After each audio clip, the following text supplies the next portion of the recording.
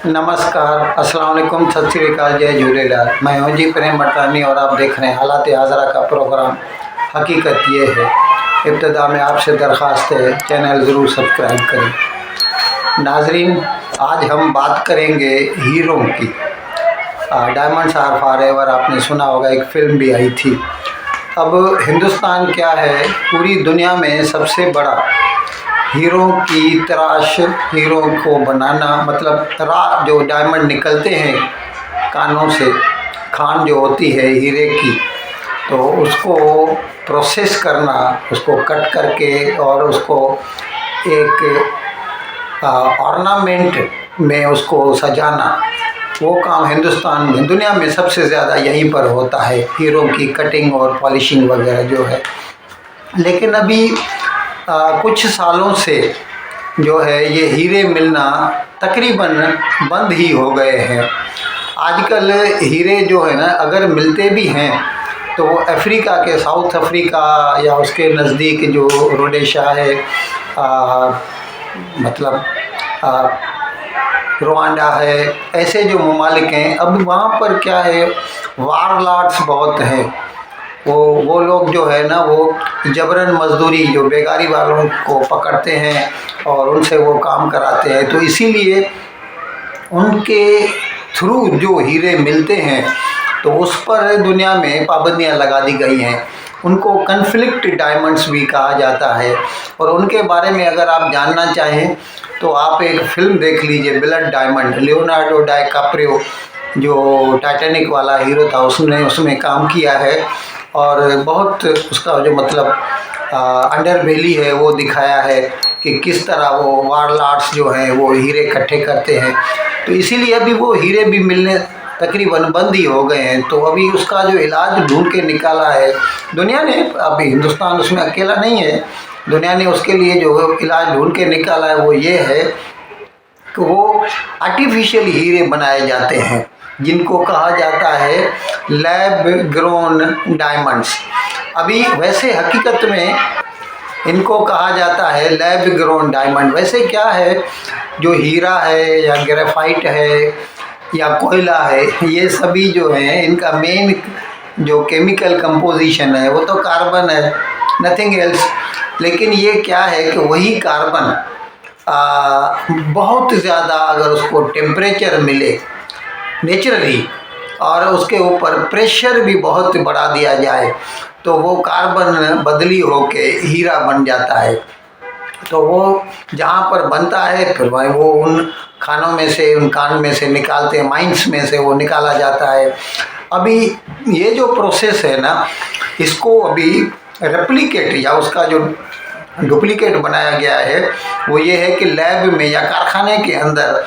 उसको हीरे को बनाया जाए। तो उसमें क्या होता है, उसका जो प्रोसेस है उसमें पहले तो एक सीड डायमंड लगता है, यानी जो कोई छोटा सा डायमंड लेंगे फिर उसको ग्रेफाइट, वो भी कार्बन है, उसके साथ मिला दिया जाता है और फिर वो अवन में जो है उसको माइक्रोवेव जो होता है ना, और अब स्पेसिफिकली मेड है, ऐसा कुछ नहीं, इतना आसान नहीं है वो, लेकिन बनते हैं उससे। उसको जो है बहुत हाई टेम्परेचर और हाई प्रेशर पे उनको 15 से 30 दिन लग जाते हैं तो वो लैब ग्रोन डायमंड भी बन जाते हैं। और हकीकत में दिखने में तो कोई फ़र्क नहीं होता, लेकिन जो इनका धंधा करते हैं वो समझ जाते हैं। लेकिन अभी जब नेचुरल जो डायमंड्स नहीं मिल रहे तो उसकी जगह पे फिर लैब ग्रोन डायमंड्स जो है उनसे ही काम चलाना पड़ता है। अच्छा, तो इसके लिए इस साल जो हिंदुस्तान ने अपना बजट पेश किया तो जो डायमंड ट्रेडर्स हैं उन्होंने सरकार से जो अपनी नुमाइंदगी की थी और उसमें उन्होंने रिक्वेस्ट की थी कि ये जो सीड डायमंड है, यानी वो छोटे छोटे डायमंड जिसको ग्रेफाइट के साथ मिला के और फिर अवन में उसको जो है बनाया जाता है, उससे लैब ग्रोन डायमंड, तो उसके इंपोर्ट पे या दरामद पे 5% पहले ड्यूटी हुआ करती थी। तो अभी वज़ीर ख़ारजा और वज़ीर ख़ज़ाना हिंदुस्तान की जो है निर्मला सीतारामन, उन्होंने इस साल का जो बजट आया उसमें उसके ऊपर जो ड्यूटी है ना 0%, यानी एकदम सिफर कर दी, नील कर दी। अब इससे हमें उम्मीद है कि ज़्यादा से ज़्यादा लैब ग्रोन डायमंड बनेंगे तो जाहिर है फिर उससे लोगों को बिज़नेस भी मिलेगा, और लोगों को बिज़नेस मिलेगा तो उससे जो न सिर्फ लोगों का भला होगा बल्कि पूरे मुल्क का भला होगा। नाज़रीन, पाकिस्तान में हमने आपको बताया था कि सुप्रीम कोर्ट ने सुओ मोटो नोटिस लिया है, वो जो पंजाब और खैबर पख्तूनख्वा में गवर्नरों ने इलेक्शन की तारीख की अनाउंसमेंट नहीं की, तो सुप्रीम कोर्ट ने सुओ मोटो नोटिस लेते हुए एक बेंच बनाई थी 9 जजों की, और उसके ज़िम्मे ये काम दिया था कि वो इस बात पर गौर खोज करे और कोई तारीख का तयन करे, या इस बात की जो है लीगल पोजीशन क्या होनी चाहिए as per constitution of Pakistan. तो उसके बाद फिर हमने ये भी आपको बताया था कि जो 3 पार्टियां हैं PDM की, यानी पाकिस्तान पीपल्स पार्टी, नून लीग और जमीयत उलमा इस्लाम फजलुल्लाह ग्रुप, उन्होंने इस बात पे एतराज़ किया था। उन्होंने कहा था कि उन्होंने इस बात पे एतराज़ किया था कि उस जो 9 जजों की जो बेंच बनाई गई है उसमें वो जो 2 जज हैं, एक मज़ाहर नकवी जिसकी ऑडियो टेप आई थी और एजाजुल हसन जिसका बारे में पहले भी वो कह चुके थे कि वो जो है बाइस्ड है टुवर्ड्स नून लीग, तो फिर उनके लिए ये कहा गया था कि उनको चाहिए कि वो अपने आप को रिक्यूज़ कर दें, यानी वो इस पिटीशन को सुनने से इनकार कर दें। तो अभी कल जो है ना सुप्रीम कोर्ट के चीफ जस्टिस उमर अता बंदयाल ने अपने 9 जजों के साथ अपने एंटी चैम्बर में उसके बारे में गौर खोज किया, और फिर वो इस नतीजे पे पहुँचे, क्योंकि उसमें जो है ना डिफरेंस ऑफ ओपिनियन हो रहा था पूरी बेंच में, तो फिर उन्होंने कहा कि अच्छा होगा 4 जज जो हैं वो रिक्यूज़ कर रहे हैं। तो अभी ये जो मसला है इसको बाकी जो 5 जज है वो सुनेंगे और वो इसके बारे में कोई ना कोई फैसला कर लेंगे। नाज़रीन, कल PTI के जो मेंबरान हैं जिन्होंने इस्तीफ़े दिए थे और फिर उनको बाद में उन्होंने इस्तीफ़े वापस लेने की दरख्वास्त की थी, लेकिन राजा परवेज़ अशरफ जो स्पीकर है नेशनल असम्बली के, उसने उनके इस्तीफ़े मंजूर कर दिए थे। फिर उन्होंने उसके खिलाफ लाहौर हाई कोर्ट में पिटीशन फाइल की थी, और लाहौर हाई कोर्ट ने ये फैसला भी दिया था कि उनकी जो है मेंबरशिप बहाल की जाए, लेकिन अभी तक राजा परवेज़ अशरफ ने उनकी मेंबरशिप बहाल नहीं की है। तो कल वो PTI के जो मेंबरान है वो राजा परवेज़ अशरफ से मिले और उससे दरख्वास्त की कि आप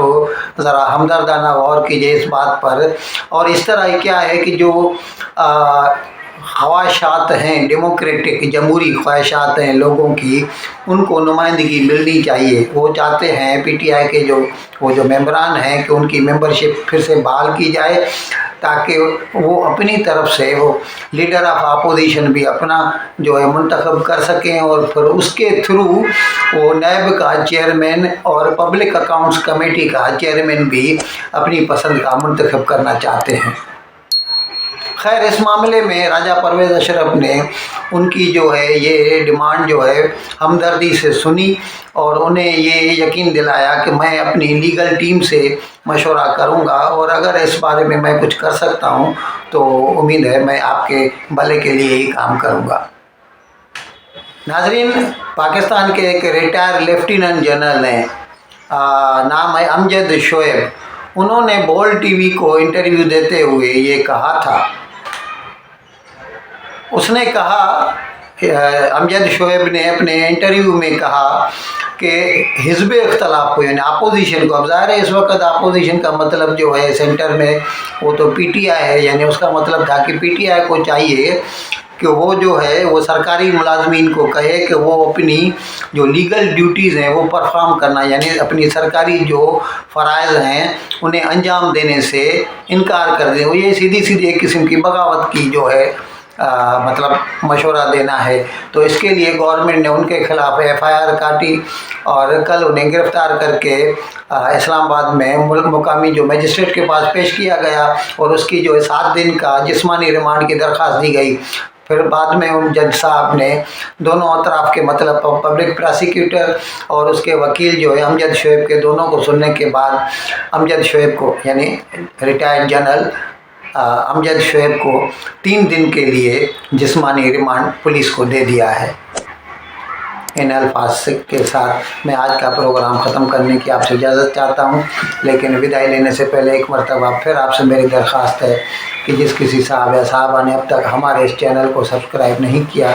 अज़रा कर हम इसको जल्द से जल्द सब्सक्राइब करें, प्रोग्राम को लाइक करें, शेयर करें और घंटी का बटन दबाना न भूलें। बहुत बहुत शुक्रिया। खुदा हाफिज़।